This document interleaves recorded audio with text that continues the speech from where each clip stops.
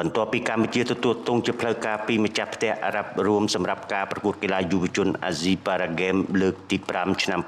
2025កម្ពុជាកំពុងឆ្ពោះទៅទទួលធ្វើជាម្ចាស់ផ្ទះការប្រកួតកីឡាយុវជនអាស៊ីលើកទី6ឆ្នាំ2029ខាងមុខនេះគឺជាការគូបញ្ជាក់របស់អាដាមយីវាសនាអគ្គលេខាធិការគណៈកម្មការប៉ារ៉ាឡឹមពិកកម្ពុជានៅក្នុងឱកាសដែលដឹកនាំប្រតិភូកីឡាពិការកម្ពុជាវិលត្រឡប់ពីការប្រកួតកីឡាយុវជនអាស៊ីប៉ារ៉ាហ្គេមលើកទី5នៅទីក្រុងឌូបៃប្រទេសអារ៉ាប់រួមឯកឧត្តមយីវាសនាដែលទទួលបន្ទុកជានាយបេសកកម្មសម្រាប់ព្រឹត្តិការណ៍ដ៏ធំរៀងរាល់4ឆ្នាំម្ដងកម្រិតអាស៊ីមួយនេះបានពន្យល់ថាការទទួលរៀបចំធ្វើជាម្ចាស់ផ្ទះរបស់កម្ពុជាសម្រាប់ការប្រកួតកីឡាយុវជនអាស៊ីឆ្នាំ2029ត្រូវបានលើកទៅឆ្នាំ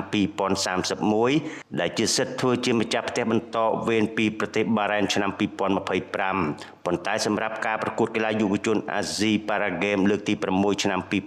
2029ដែលកម្ពុជាទទួលរៀបចំធ្វើជាម្ចាស់ផ្ទះមិនប្រែប្រួលនោះទេដោយរក្សានៅឆ្នាំ2029ដដែលឯកឧត្តមអគ្គលេខាធិការបានសង្កត់ធ្ងន់បន្ថែមទៀតថាការទទួលធ្វើជាម្ចាស់ផ្ទះការប្រកួតកីឡាយុវជនអាស៊ីប៉ារ៉ាហ្គេមលើកទី6ឆ្នាំ2029គឺគណៈកម្មការជាតិប៉ារ៉ាឡឹមពិកកម្ពុជានិងសហការជាមួយនឹងគណៈកម្មាធិការជាតិអូឡ িম্প ិកកម្ពុជា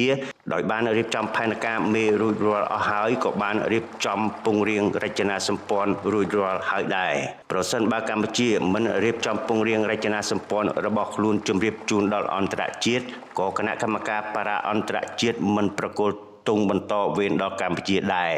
ពោលគឺកម្ពុជាបានត្រៀមខ្លួនរួចរាល់អស់ហើយសម្រាប់សិទ្ធិធ្វើជាម្ចាស់ផ្ទះឯកឧត្តមយីវាសនាបានមានប្រសាសន៍បន្ថែមទៀតថាយើងរំពឹងថា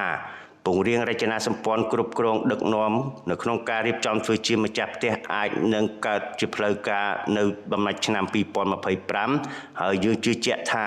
យើងបានត្រៀមខ្លួនរួចរាល់អស់ហើយដោយសារតែហេដ្ឋារចនាសម្ព័ន្ធសម្រាប់បម្រើឲ្យការប្រកួតកីឡាប៉ារ៉ាហ្គេមឬការប្រកួតកីឡាជនពិការគឺមានស្រាប់ដូចជាពហុកីឡដ្ឋានជាតិមរតកតេជោពហុកីឡដ្ឋានជាតិអូឡ িম্প ិកព្រមទាំងហេដ្ឋារចនាសម្ព័ន្ធនានានៅតាមបណ្ដាខេត្តនានា